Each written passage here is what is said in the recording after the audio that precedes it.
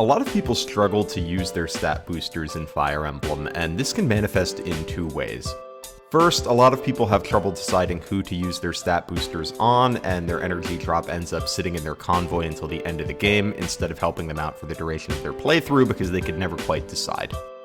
Alternatively, sometimes people will use their stat boosters immediately, but in a way that isn't super effective and doesn't make the unit that they use it on a whole lot better. I have been that player on many occasions, and for that reason I want to talk a bit about stat boosters and how to decide who to give them to and when to use them. Before we get into it though, a quick disclaimer that you can and should spend your stat boosters however you like. If you want to give all your stat boosters to your favorite or use them to push a unit's stats to ridiculous heights, you should do that. But if you're struggling to decide where to use your stat boosters, hopefully this will help. LeBron James once said this: 2 points ain't 2 points. That's a lie. 2 points is not 2 points. I'll explain it to you later. Many people assume LeBron was making a point about how a basket at a key moment can be more valuable than a basket at another time. But actually, he was talking about the 2 points of speed that you get from speed wings. You might not know this, but LeBron is actually a prolific Fire Emblem LTCer. And King James is right here. 2 points of speed on one unit is not necessarily the same as 2 points of speed on another unit.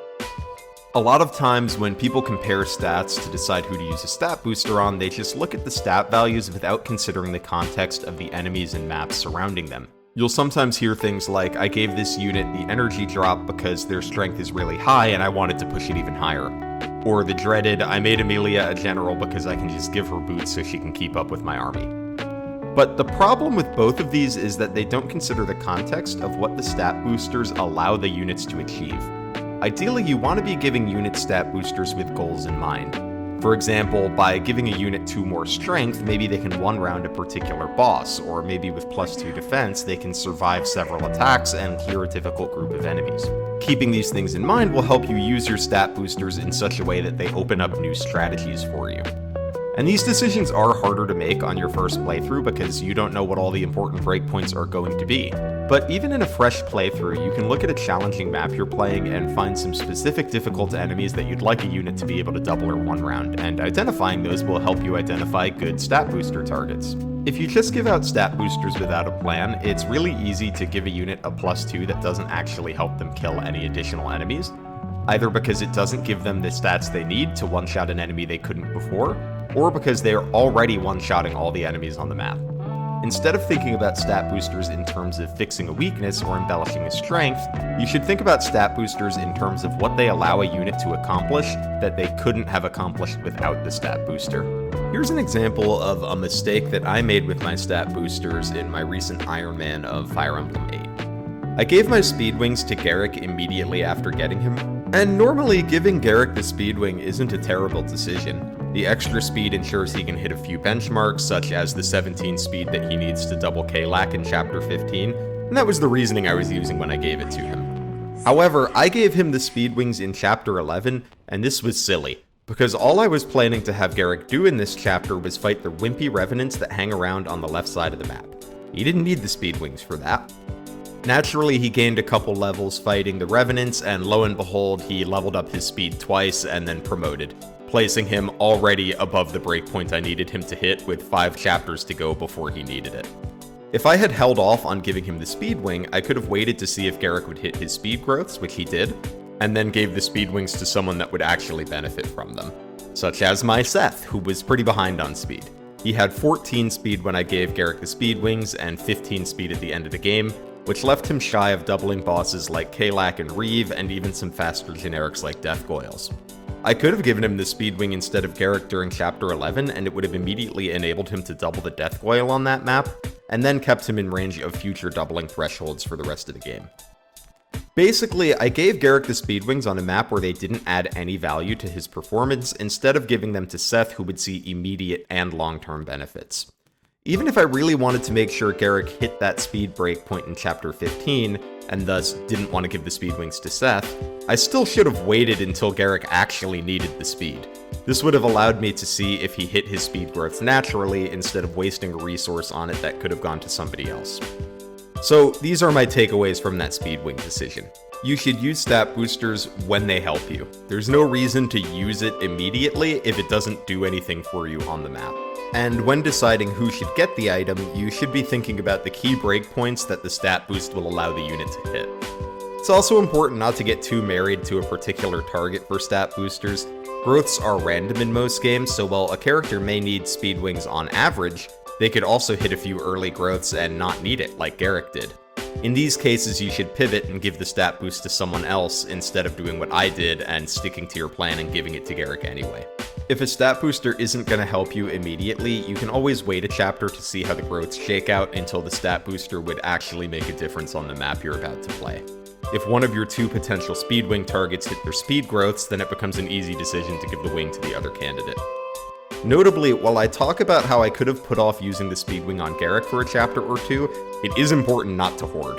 The reason it would have been fine to wait on giving the speed wing to Garrick is because giving him the wing in chapter 11 made almost zero difference on the map. His performance in chapter 11 would have been almost exactly the same, just his avoid would have been slightly better. However, once the speed wing would start making a difference, it's time to use it. Otherwise you're missing out on potential value you could have gotten while it's sitting in the convoy. In hindsight, I probably should have just given the speed wing to Seth in the previous chapter since it would have helped him double the chapter 10 mercenaries. Basically, it's just important to consider what a stat booster can do for your unit in the short term and in the long term, although on a first play you're really just going to be mostly thinking about the short term, because you don't know what the long term breakpoints are. And you should also be thinking about how a unit's good or bad growths may have affected what a stat boost can do for them. If the unit hit a lot of speed growths, then maybe they don't need that speed wings anymore. Whereas if a unit is a little below average on strength, maybe you need to give them that energy ring to get them up to hitting the breakpoints you want them to hit. The breakpoint-driven approach to determining who should get a stat booster also illustrates why you shouldn't generally use stat boosters for things like patching a bad weakness or supplementing a big strength in most Fire Emblem games. A common example of using a booster to patch a bad weakness is boots or speed wings on a slow armor knight like Gilliam. And here's the problem. Giving boots to these units may allow them to keep up with your other foot units, but it doesn't open up any new strategies for you because while the armor knight can now get to where your foot units can get, they can't get anywhere new, so no new strategies or approaches are opened up for the map. Putting boots on a paladin like Seth allows for things like reaching a boss from 2 spaces further than anyone could previously. Putting boots on a flyer or a paladin fundamentally changes how you approach some maps because you can now get units to places where you couldn't before. In contrast, putting boots on an armor doesn't open up any new approaches to maps most of the time, unless that armor has such unique combat to the point that getting there somewhere on the map is meaningfully different than getting a different strong combat unit there instead. So boots are often best on either units with really unique combat or utility, or who have high movement. These are the units where getting an extra couple points of move can make a big difference in what strategies you can do on a map. Similarly, speed wings on a slow unit is a common choice, and this can be okay depending on exactly how slow the unit is, but often the slower units in games are more than 2 points away from doubling things, so you give them a speed wing and the payoff is maybe they get doubled a little less frequently. Patching strength has a similar issue. If you do something like putting an energy ring on Ross or Dazla in Sacred Stones, it doesn't change their performance much. They already have enough strength that when they double, they kill enemies. So giving them 2 extra strength usually doesn't fix their combat that much because it doesn't help them double, and they're usually more than 2 points away from one-shotting enemies, so it just doesn't change much about what enemies they can fight well. On the other hand, a unit like Vanessa, who doubles everything but can sometimes be a little short on damage, really appreciates an energy ring, and it can help her hit some benchmarks that she otherwise can't hit. Most of this video so far has been focusing on older Fire Emblem games, but things are a little different in more modern games where you also need to consider what other forms of stat increases are available when choosing who gets a stat booster. In older Fire Emblem games, this is usually pretty easy. For the most part, units have the stats they have, and the main ways of adjusting them is stat boosters and level ups. But in games like Fates and Engage, there are a lot of ways to adjust stats. Pair-ups, skills, tonics, meals, emblem rings. All of these are ways that you can boost a unit's stats without using a stat booster. This doesn't fundamentally change how you decide who you want to give stat boosters to. You still want to give units boosters when it helps them hit a breakpoint, but it adds a few wrinkles that make it a bit more complicated. In GBA Emblem, it's pretty easy to figure out your stat booster candidates. If a unit is 2 speed away from doubling a bunch of enemies on the map, they're a speed wing candidate. But in more modern games, in the same situation, you might not use a speed wing. You might use a pair-up or a meal or a tonic, as all of these solve your problem without using the more finite resource that is a stat booster. In these more modern games, you just have to think a bit harder about the way you want to use your resources. Instead of looking just at what breakpoints a stat booster allows you to hit, you might think about things like what pair-ups or skills a stat booster opens up. For example, maybe a speed wing on a unit allows you to give them a pair-up that doesn't provide as much speed, but does provide strength and defense. In these games, I think it's more valid to use stat boosters to patch a weakness because the amount of stat increases you can stack let you get anyone to high benchmarks with enough effort. An example of this is Citrine in Fire Emblem Engage. Initially, I thought she was too slow to be worthwhile investing in her speed, and in older Fire Emblem games that would be true. In Engage, though, things like emblems, skills, stat boosters, meals, and skills let you stack so much speed that even though her base speed isn't impressive, she can get to doubling. The fundamentals don't change. You still want to give units stat boosters when it helps them hit a breakpoint and allows them to perform better than they could before.